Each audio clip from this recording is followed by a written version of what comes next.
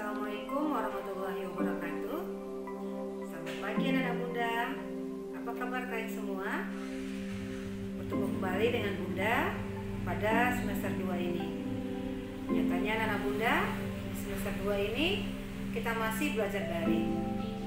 Dikarenakan badai pandemi COVID-19 masih juga belum pergi dari bumi kita.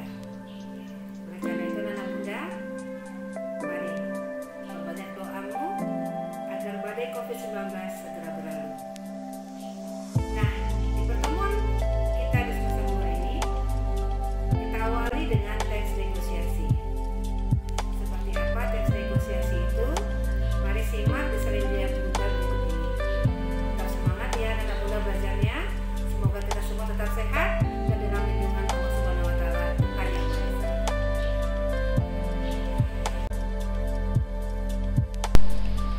Ayo kita belajar teks negosiasi.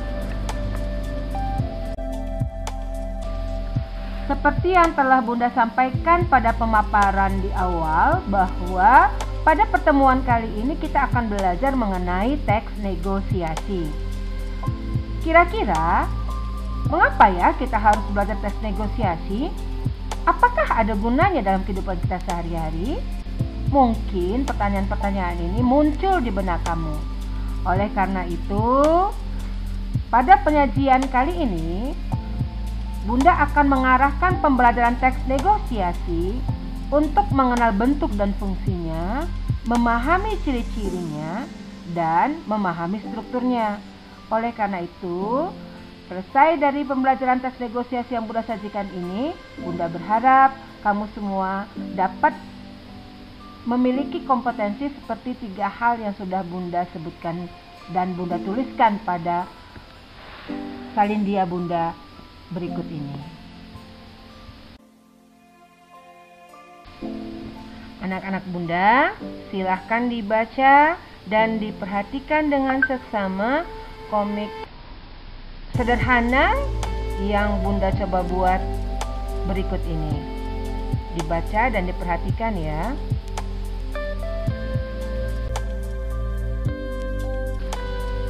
Dari contoh yang sudah Bunda sajikan pada salindia sebelumnya, maka muncul pertanyaan.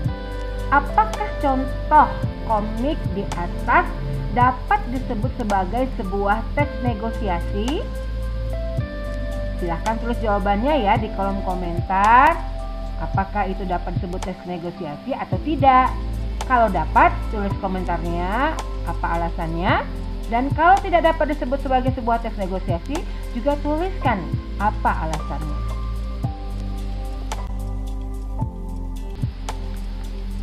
Bunda yakin dan percaya bahwa anak-anak Bunda semuanya telah menuliskan jawaban-jawaban yang hebat. Selamat untuk anak-anak Bunda yang sudah memberikan jawabannya. Tetap semangat. Nah, lanjut ya. Kita akan belajar mengenai apa ya itu teks negosiasi. Ikuti penjelasan pada salindia berikutnya.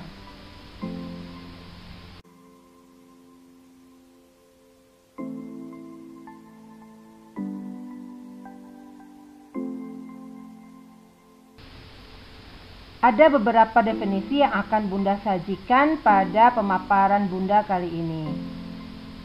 Menurut Ekosasi, teks negosiasi itu adalah bentuk interaksi sosial yang berfungsi untuk mencapai kesepakatan di antara pihak-pihak yang mempunyai kepentingan berbeda.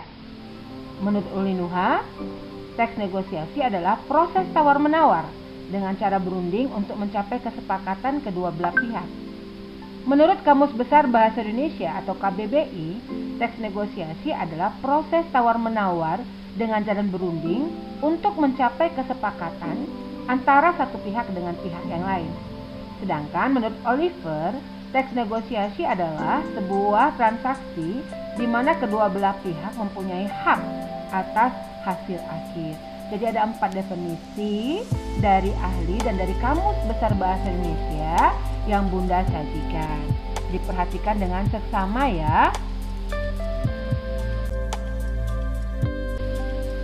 jika kita perhatikan dengan seksama keempat definisi yang sudah Bunda sajikan pada Salindia sebelumnya, maka kita menemukan beberapa kata kunci, yakni kata proses, orang atau pihak, dan hasil atau kesepakatan. Nah, proses itu apa? Ada yang menyebutnya tawar-menawar, ada yang menyebutnya transaksi, ada yang menyebutnya interaksi sosial. Itulah muncul kata kunci pada definisi yang sudah Bunda sajikan pada Salindia sebelumnya. Oleh karena itu, maka dapat kita simpulkan bahwa teks negosiasi itu adalah sebuah proses tawar-menawar antara pihak yang satu dengan pihak yang lain untuk mencapai kesepakatan atau keputusan bersama.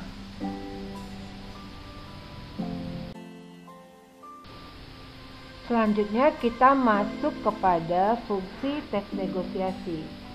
Apa ya fungsi teks negosiasi? Dari pengertian atau definisi yang sudah disampaikan pada pemaparan-pemaparan sebelumnya, maka fungsi teks negosiasi itu adalah untuk menciptakan kesepakatan bersama atau untuk menciptakan sebuah kompromi.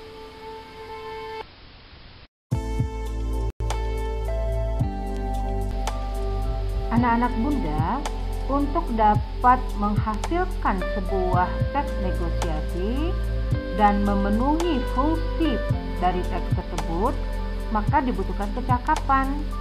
Kecakapan yang seperti apa?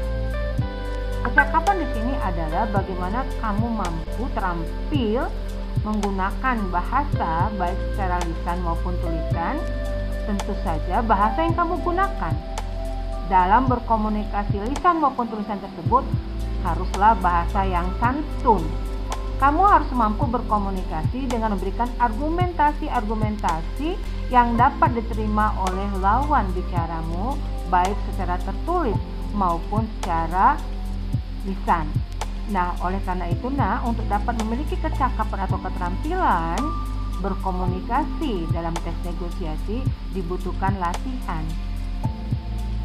Latihan yang sungguh-sungguh. Semoga kamu nanti dapat akhirnya memiliki kecakapan berbahasa sebagaimana tujuan umum dari pelajaran berbahasa Indonesia khususnya.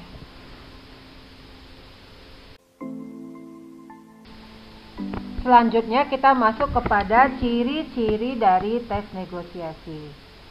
Apa saja ya ciri-ciri teks negosiasi? Di dalam teks negosiasi itu terdapat pihak-pihak yang bernegosiasi. Pihak-pihak tersebut bisa saja terdiri dari perorangan dan bisa pula terdiri dari kelompok. Jika dia perorangan, tentu ada pihak pertama dan ada pihak kedua. Jika dia kelompok, tentu ada kelompok pertama dan ada kelompok kedua. Itu minimal ya minimal terdiri dari 2 orang atau terdiri dari 2 kelompok. Bisa juga lebih, kalau perorangan lebih dari 2 orang, dan kalau kelompok bisa juga lebih dari 2 kelompok. Selanjutnya ada topik yang dibicarakan atau ada masalah yang dirundingkan dalam teks negosiasi tersebut. Masalah atau topik inilah yang harus diselesaikan untuk mencapai keputusan. Nah, ciri yang berikutnya dalam teks negosiasi adalah terjadinya tawar-menawar atau adanya tawar-menawar. Tawar-menawar ini berupa proses ya anak-anak Bunda, makanya sering terjadi beberapa kali tawar-menawar dalam teks negosiasi, di mana terdapat proses pengajuan, penawaran, penolakan, dan lain-lain antara 2 pihak yang sedang berunding. Dan terakhir dalam teks negosiasi tersebut adalah adanya kesepakatan. Apakah kesepakatan tersebut disetujui atau tidak disetujui.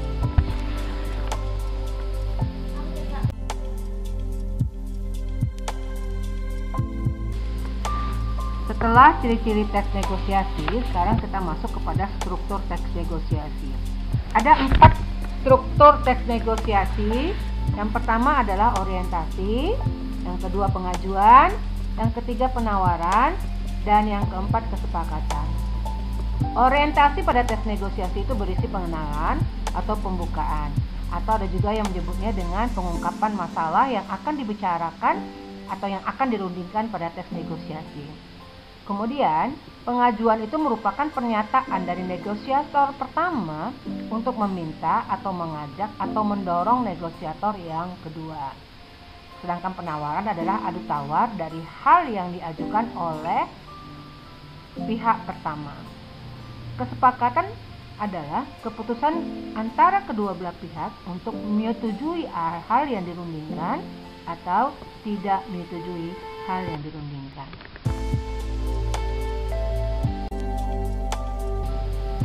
Berikut ini Bunda sajikan sebuah contoh teks. Silahkan kamu pahami, kamu baca dengan seksama karena akan ada pertanyaan-pertanyaan yang Bunda ajukan berhubungan dengan teks yang Bunda sajikan ini.